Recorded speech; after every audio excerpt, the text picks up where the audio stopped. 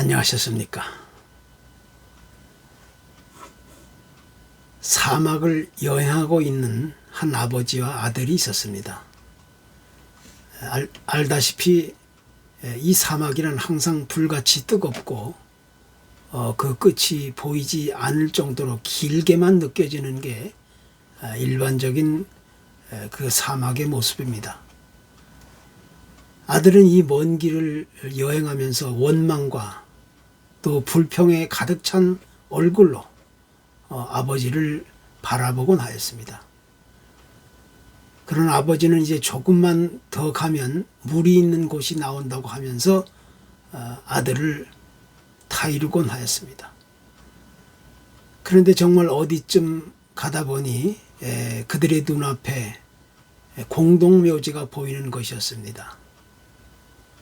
이것을 보자 아들은 모든 사람들이 이 사막에서 무리하게 여행을 하다가 비참하게 죽어간 모습이라고 하면서 더욱더 절망에 빠지게 됩니다.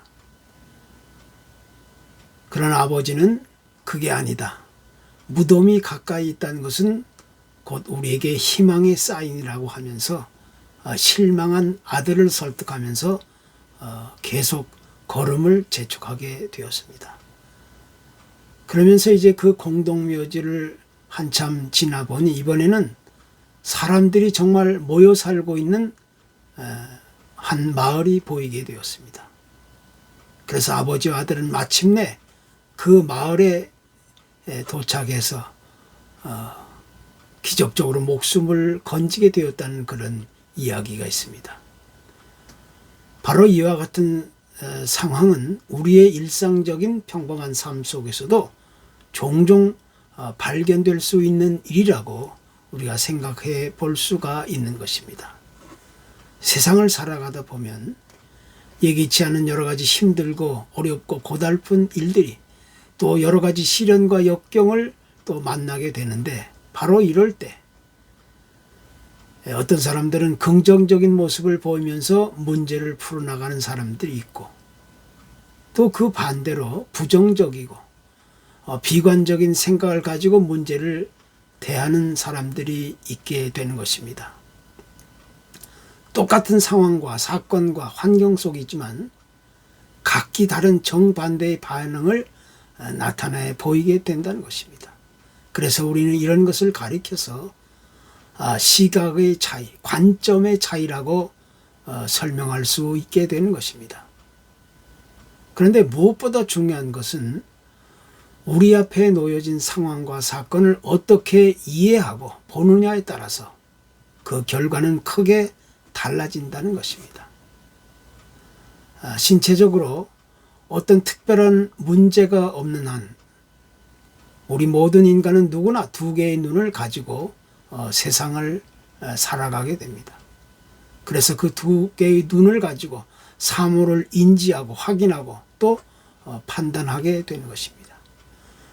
그러나 하나님을 믿는 사람들에게는 또 하나의 눈이 있는데 그것을 가리켜서 우리는 영적인 믿음의 눈이라고 설명하게 되는 것입니다.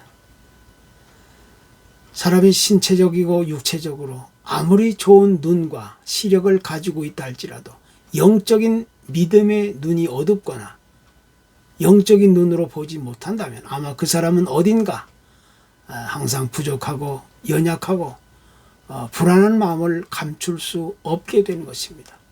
그래서 신체적인 두 눈이 약하거나 손상되었다거나 혹은 없을지라도 우리가 영적인 믿음의 눈을 가지고 앞을 볼 수만 있다면 그 사람은 결코 불행해지지 않는 것입니다. 그 영적인 믿음의 눈을 통해서 우리는 하나님의 나라를 바라볼 수 있게 되는 것이며 영원한 생명과 진리의 말씀을 바라보고 또 나의 장래를 믿음으로 내다볼 수 있게 되는 것입니다. 따라서 이 영적인 믿음의 눈이야말로 우리 모든 그리스도인들에게 있어서 없어서는 안 될 가장 소중하고 건강하고 아름다운 하나님의 은혜의 선물이라고 생각할 수 있게 되는 것입니다. 옛 소련의 우주비행사로서 1961년에 인류 역사상 처음으로 우주 여행을 하고 돌아온 유리 가갈이라는 사람이 있습니다. 또 티토브라는 사람이 또 마찬가지입니다. 근데 이분들이 우주여행을 처음으로 마치고 돌아와서 기자회견을 열었는데 이런 말을 하게 됩니다. 나는 우주에서 하나님을 찾아보려고 노력했지만 그 어디에도 하나님은 보이지 않았다.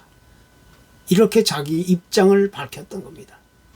그런데 그로부터 몇 년 후 1969년에 미국의 우주선을 타고 인류 역사상 최초로 달에 착륙했던 이 암스트롱은 말하기를 나는 우주의 신비 속에서 하나님이 분명히 계시다는 것을 영적인 눈으로 느끼게 되었다. 이렇게 고백했던 것입니다. 이들은 똑같은 시기에 똑같은 장소, 똑같은 현실 상황을 눈으로 확인하고 돌아왔지만 그들이 눈으로 보고 확인하고 판단했던 내용은 극과 극의 큰 대조를 이루게 되었다는 것입니다. 이것이 바로 육신적인 눈으로 보는 것과 또 영적인 눈으로 보여지는 것의 분명한 차이라고 말할 수가 있는 것입니다. 그렇기 때문에 우리는 이제 눈에 보이는 믿음보다 영적인 눈으로 보여지는 믿음을 가장 우선시하고 또 가장 중요하게 여길 수 있게 되는 것입니다. 어떤 한 어린아이가 도시에 그렇게 흔하게 있는 고층 아파트 또 아주 큰 빌딩들 사이에서 숨어 있는 듯한 아주 작은 그런 교회에 다니고 있었습니다. 어느 날 학교에서 자기가 다니는 교회 그림을 각자 그리게 되었는데 이 아이는 제일 먼저 아주 커다란 교회를 먼저 그리고 그 옆에 또 작은 아파트나 빌딩들을 그려 넣었습니다. 그러자 이 그림을 본 친구들이 너 그림이 잘못되었다고 지적하면서 핀잔을 주게 됩니다. 하지만 이 아이는 그 친구들의 조롱을 아랑곳하지 않고 자기가 그린 그 그림을 자랑스럽게 여기는 겁니다. 왜냐하면 비록 자기가 다니고 있는 그 교회의 외형적인 모습은 비록 아주 작은 또 허술하지만 사실 그 교회의 내면적인 모습이나 의미와 가치는 그 무엇으로도 비교할 수 없이 크고 위대한 것이라고 생각했기 때문인 것입니다. 이것이 곧 영적인 눈으로 보여지는 믿음의 실체적인 모습이라고 우리는 얘기할 수가 있게 되는 것입니다. 이스라엘의 역사 가운데서 육체적인 눈과 영적인 눈의 차이를 분명하게 보여주는 사건이 하나 있었습니다. 이스라엘의 하나님의 사람인 엘리사라는 분이 바로 그분인데 종종 하나님의 계시를 통해서 이 엘리사는 적국의 군사적인 정보나 비밀이 무엇인지를 공개적으로 밝혀내곤 했었습니다. 그러니까 이스라엘의 그 적대국에 있어서는 이 엘리사라는 인물이 얼마나 두렵고 또 무서운 존재이겠습니까? 엘리사 한 사람 때문에 모든 정보와 비밀이 스스로 그들에게 낱낱이 밝혀지게 되는 것입니다. 그래서 이스라엘의 그 적국이었던 이 아람이라는 나라는 어느 날 군사들을 동원해서 엘리사를 제거해 버리라는 그런 계획을 세우고 이제 실행에 옮기게 되었던 겁니다. 갑자기 엘리사가 머물고 있는 집에 그 적국의 군사들이 서들어와서 그를 이제 체포하려고 포위하게 되었을 때 엘리사의 그 비서인 게하시는 이 사실을 엘리사에게 알리면서 아주 큰 충격과 공포와 또 두려움에 휩싸이게 되었던 것입니다. 이제 이들은 빠져나갈 틈도 하나 없이 꼼짝없이 죽음을 맞이하게 되었던 것입니다. 이때 엘리사는 무서워서 떨고 있는 게하시를 위해서 영적인 믿음의 눈을 뜨게 해 주었던 겁니다. 이때 비로소 게하시는 영적인 믿음의 눈이 뜨여지면서 그동안에 육신의 눈으로 보지 못했던 그 하나님의 군사들의 모습, 그 하나님의 군사들이 주위에 둘러싸여 있는 모습을 보면서 자신감을 얻고 담대한 믿음의 모습으로 나아갈 수 있게 되었다는 것입니다.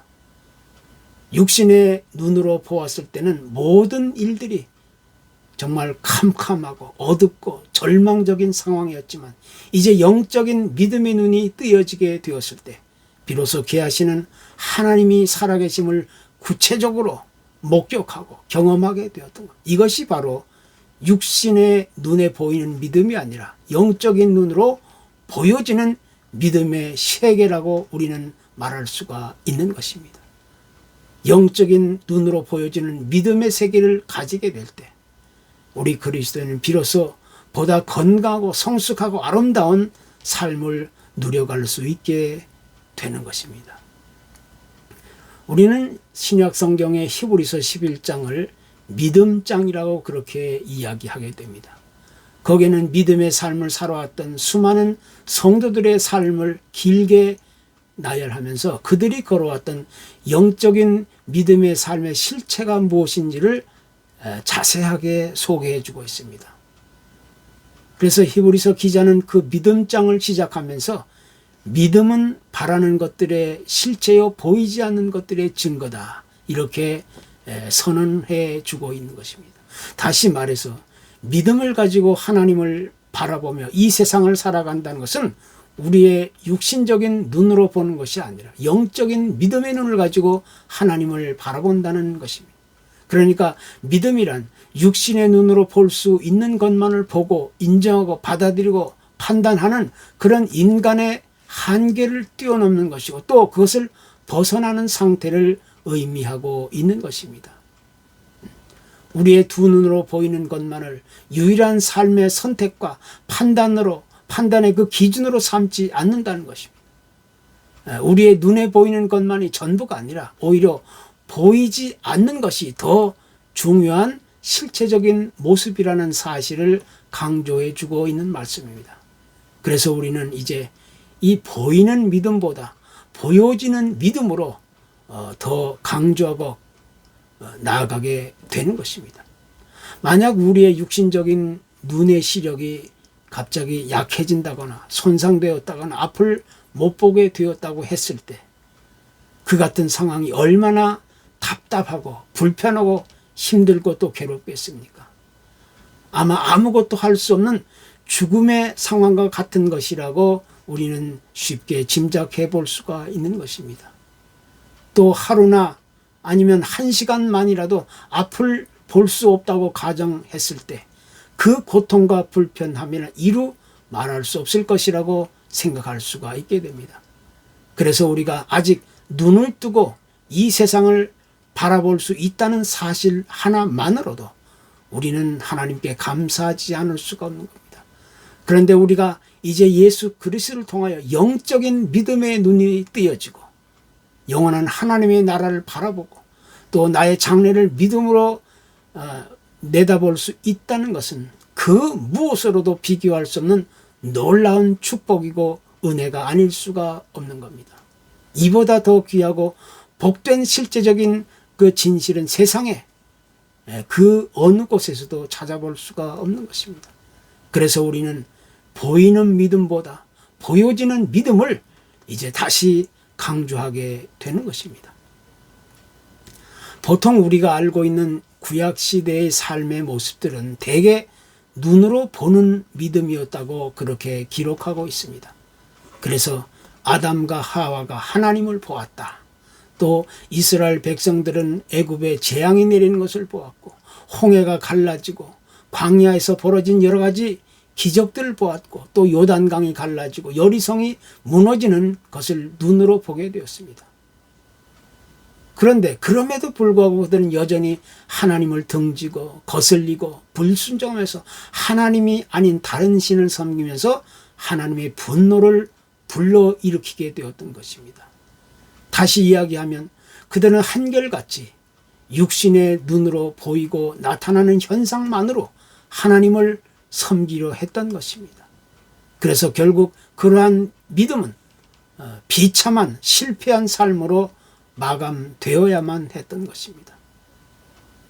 단순하게 육신의 눈에 나타나고 보이는 대로 믿고 따르고 행동하고 또 선택하고 판단한다는 것은 우리의 삶에서 얼마나 위험한 일인가를 분명하게 보여주고 있는 것입니다.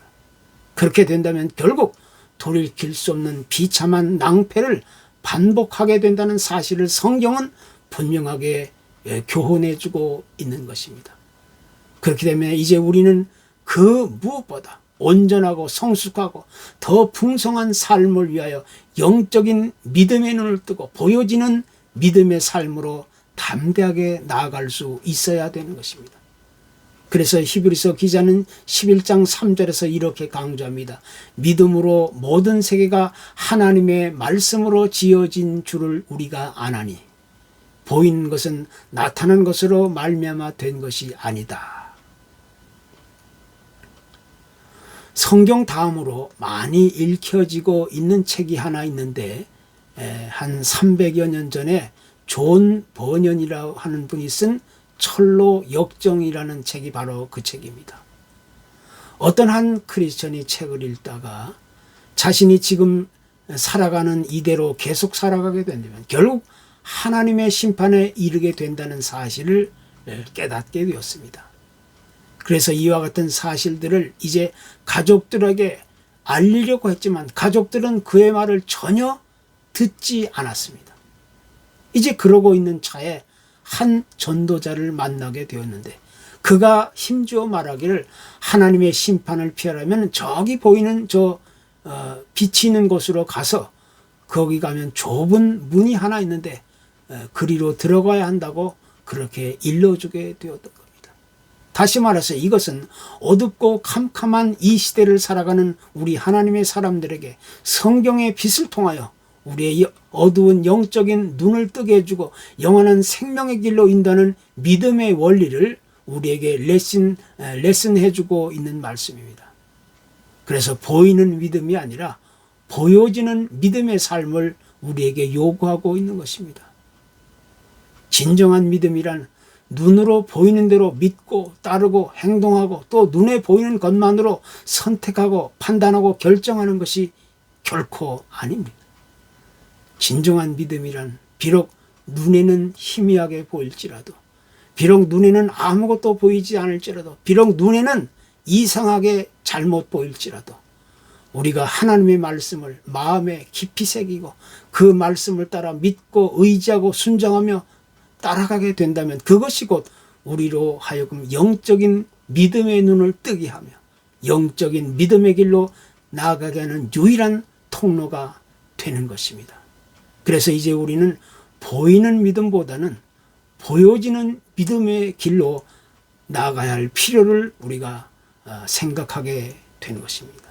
이것이야말로 우리 그리스도인들이 이 세상에서 누릴 수 있는 가장 놀라운 축복의 뿌리가 되는 것이고 또 그 축복의 밑거름이 되는 것입니다.